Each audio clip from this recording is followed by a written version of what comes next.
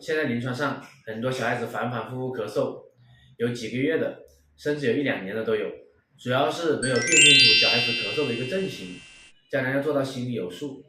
不要乱给小孩子吃药打针，以免贻误小孩子的病情。他这中间才好了有半个月，又今天又开始了。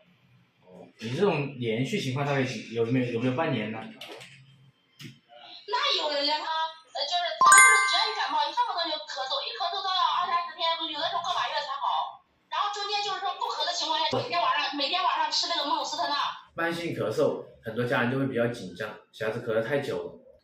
家长不要太过于焦虑，也不用太过于担心。临床上，我们中医一般把咳嗽分为3种症型，一种是寒咳，一种是热咳，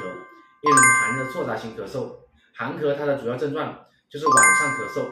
咳白稀痰，然后流清鼻涕，舌质比较淡白。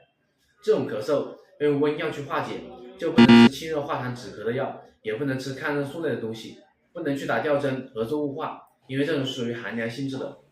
治疗起来会没有效果，甚至会加重小孩子的一个咳嗽情况。